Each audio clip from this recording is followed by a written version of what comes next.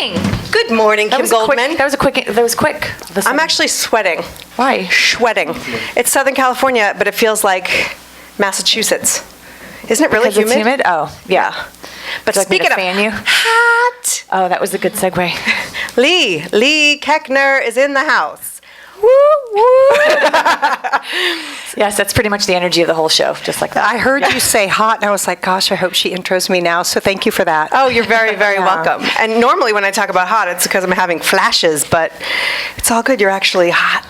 So you're having flashes? Oh, please, this has been, I haven't started that yet. I'm not. No. Yeah, mine was surgically induced years ago, so I'm just still I turned 50 when I was 34, which was sexy. I'm sure now, and we could see the listeners. Doop, doop, doop. No, but really, This I is want the everyone to know menopause hour, she's really yeah. sexy. But, it's good to talk about this stuff because you are not afraid to talk about anything. You walk up to strangers. I do. I love strangers. And you ask them to sing with you.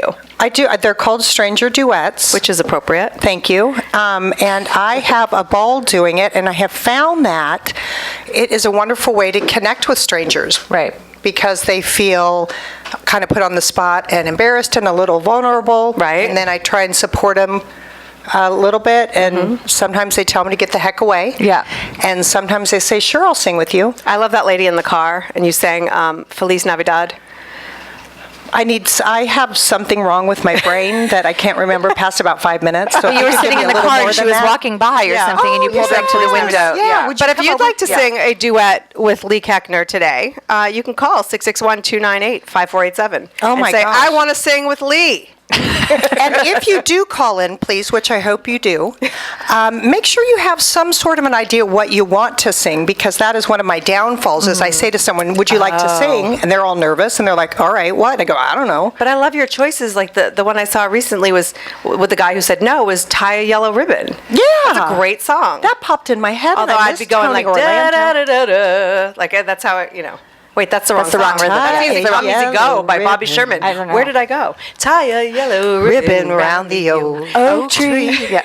Anyway, let's give our listeners a little backstory on you. You are, I would say, a life coach, even though you don't necessarily call yourself that because you're much too cool for something like that. But you use your own personal experiences to educate and enlighten and entertain others. That is a beautiful description. That is right. Life coach, some reason makes me want to giggle. That's what we talked about yesterday. Yeah, and I don't know if it's because I feel like, wow, I don't want people to really come to me thinking I'm going to shape their life, and that feels like a lot of pressure, and then it kind of makes me feel like young and silly, and I want to giggle and go, no, not that. But heck yeah, I could definitely be a life coach, people, if you need someone to help you do. Well, I was really impressed that you told me that you're graduating with your master's in spiritual psychology. I am. Yeah, so that's what you are. I didn't even know there was a master's in spiritual psychology. I didn't either. I didn't either until I happened upon it and jumped in the program like the next second that I heard about it. Wow. And Yeah. so what are you doing? What is your mission to use this education to do what? My mission to get into the program was, can I see you okay? Or- Yeah, you're good. You I don't- feel like I'm you kind don't of have to shut make off eye from you, contact with me. Kimberly, I and know. you're so Yeah. cute. I like to look at you. But my mission starting the class or taking it was, I wanted to find out who I really was. And I felt like I kept going on pitch meetings, and I kept doing things and doing all these things, and I was always outside of myself and running around. And then people would go, I have a meeting, I'm nervous, and they go, just let them see who you are. And I go, who is that? What do you see in me? Or they go, Right. write a little bio on yourself and tell them who you. I was like, well, what are some words I should use? And my friend's like, what are you talking about? But I couldn't see who I was, and I was Right. moving all over the place. And I took the class when I heard about it because I wanted to know who I truly was, why I'm on the planet, and how I can use that to serve others. And by golly, I found out. Wow. Yeah, And it's who good are you? stuff. I am, well, in school they teach that we're all divine beings having a human experience. We're Right. not really humans just trying to figure stuff out. We are actually these great, beautiful beings, and we're here to evolve and to learn in these earth suits, as I like to call them. I call them the shell. The shell, yeah. I like to go with a little more with earth suit because suits are a little more. It's a little more sci-fi. You can move a little bit. I see a script coming out of that. Oh my gosh, let's do this. Starring David Koechner. I know, or maybe Tom Cruise if we're using the word earth suit. Yeah, that's true. Anyway, so what I found out was that I have been blessed with humor, and I'm very relatable, and I love to share my stuff. I love to share my stories, all of them, the good and the bad, because they're all just a part of who we are, and they're all equal. Right. So combining all of those things, I realized that I can use the things that I love to do, which are to kind of perform or to share myself or to get up on stage with a microphone and a light.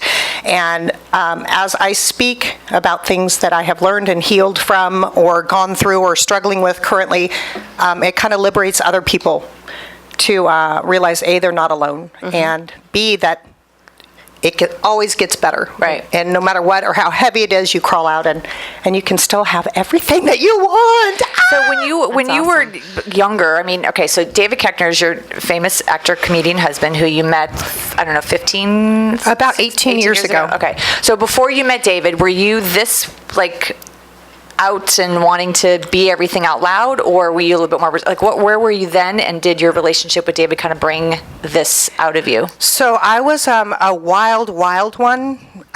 So That's a song we could sing. Isn't that a duet? Wild One. Yeah. Oh no, that's That's it. Wild That's what it Wild was. West. Wow, wow. That's what I do. Oh, in the car. that And then you pick one word out. Yeah, I like that. I was thinking more Will Smith. Wow, wow, West. That's where I was at in my head. Yeah. Okay. Sorry. If that is Will Smith, I don't know. Okay. Yeah. But anyway, I was The young one in the room is telling us yes, it is Will is. Smith. Thank She was you. born in the Yeah. 90s, which is Yeah. funny. Yeah.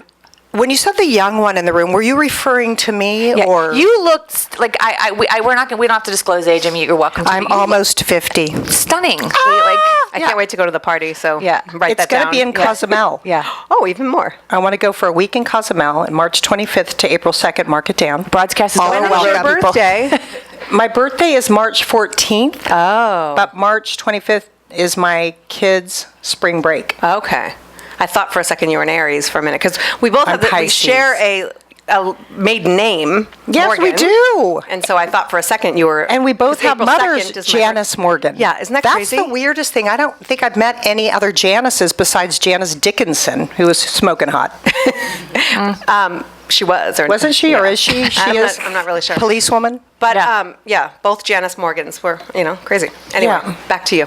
Where were we? Back to you, About Lee. me. So I like this Kim was topic. asking, like, so you've morphed. You've. Oh yeah, so I Yeah, kind of you ran were a wild wild, one. and I when I was young, I was a fighter. I would get in fist fights in elementary school, and Really? yeah, I had one of those moms who were unavailable.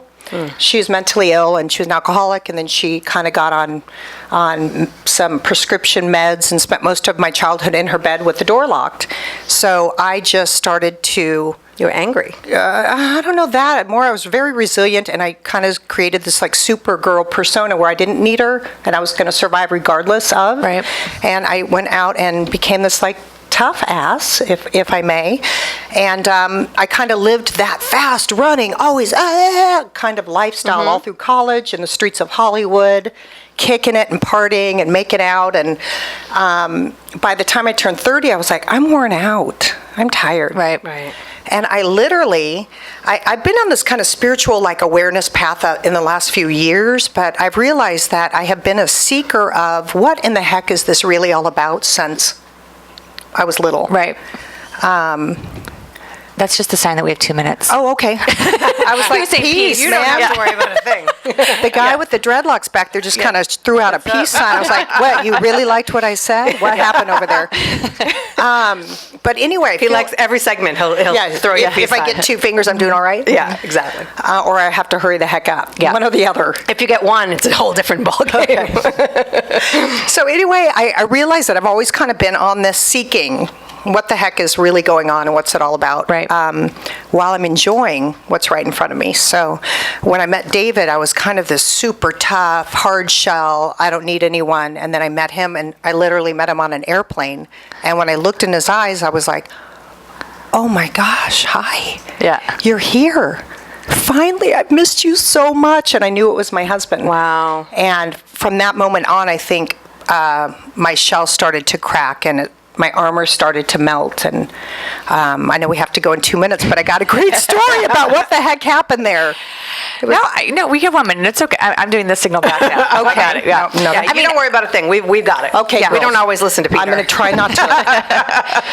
No, but I think, you talk about your shell and how, we talked a little bit yesterday before you came on the show, and we talked, about how you soften over with age and experience and with wisdom. And Yeah, and I really feel like my shell I had created so strong, and that shell carried me all the way till I was 30, with this kind of kept me from this you're not worthy, you're not even good enough for your mother to get out of bed for thing that I held on to for a long time. So that protected me. It kept me from feeling that. And then when I met Dave, I realized I don't really need the shell anymore, but I don't even know how to start to break it or open it or melt it. And I started getting intoxicated and starting fights with him. And he's like, what are you doing? I was like, I don't know. I don't know what to do. I don't know what to do with you. Yeah. And he said, let's go see a therapist. And I reluctantly went. And after the first session, the gal was like, I can see that you two are really connected to each other. You really like each other. But Lee, I was wondering if you could come back by yourself. And I was like, what the heck is wrong with this lady? She's a quack. And then Dave was like, no, I think maybe you should think about going back. he slipped her a 20. Thank you for that. Yeah.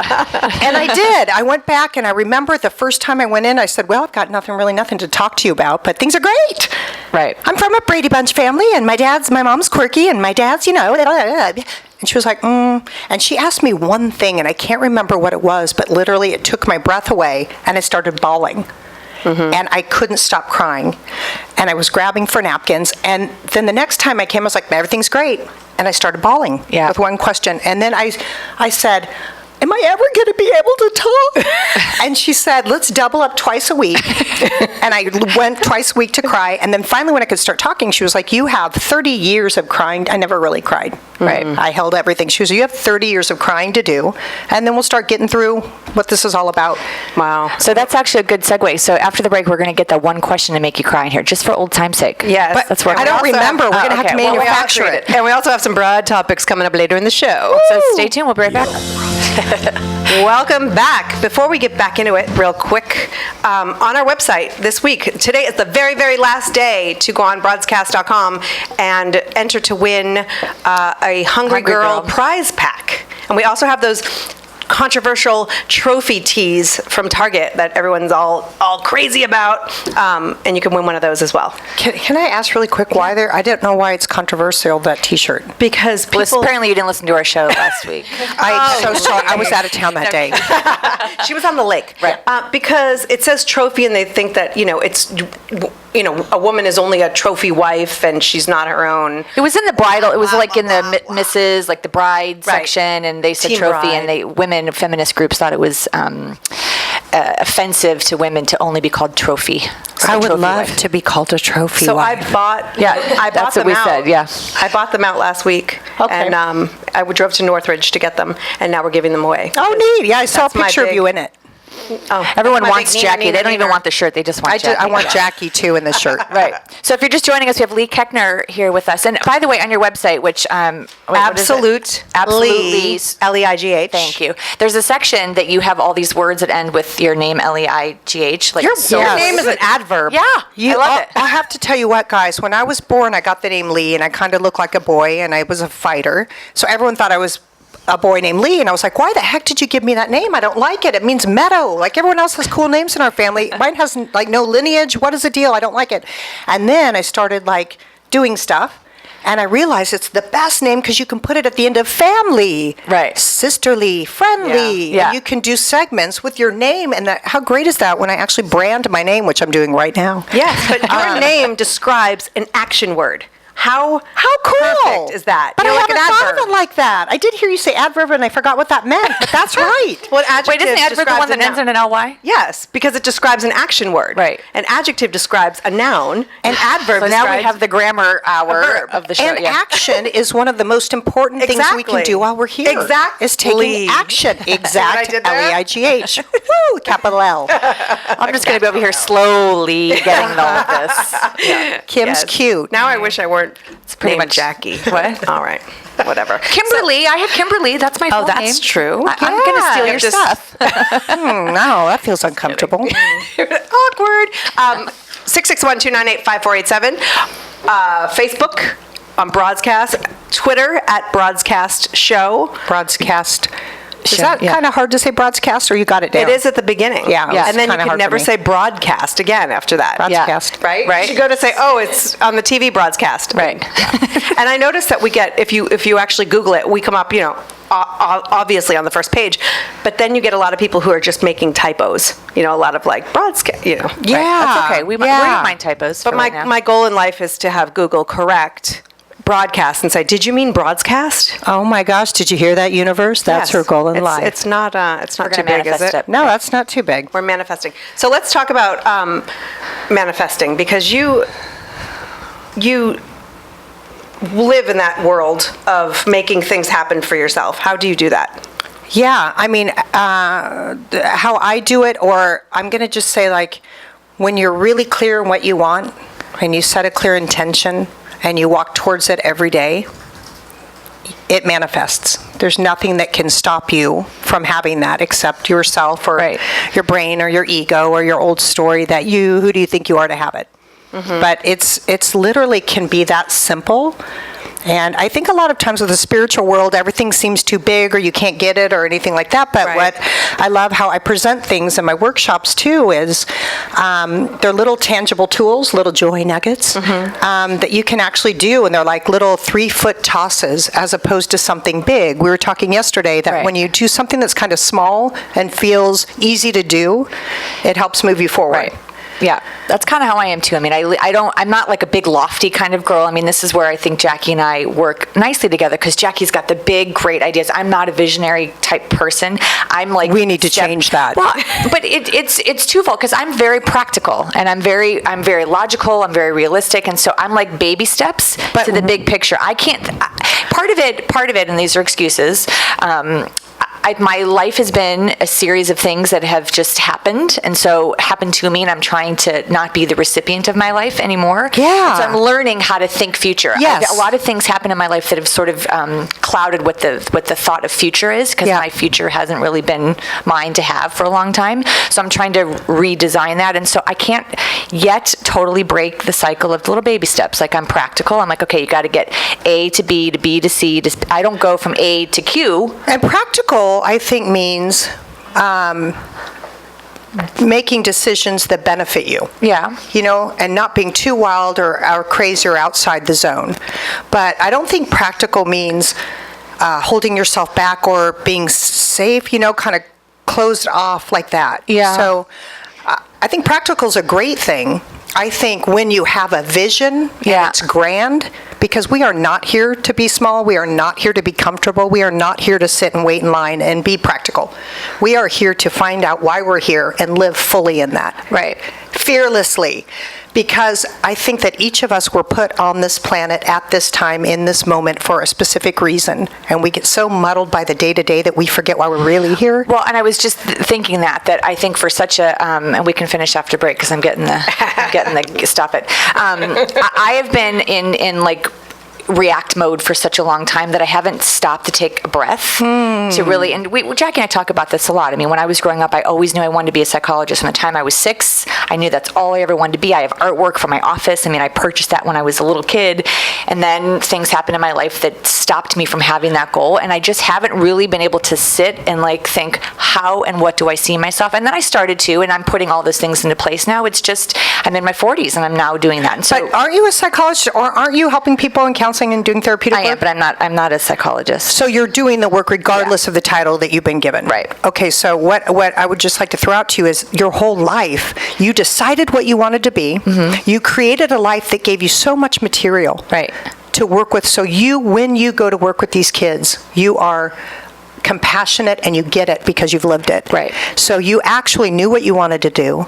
You brought in situations, or you lived situations that would further and deepen you in what you wanted to do, and now you're doing what you want to do. Right. So I would call that manifesting to the nth degree, and the We things should that call it womanifesting.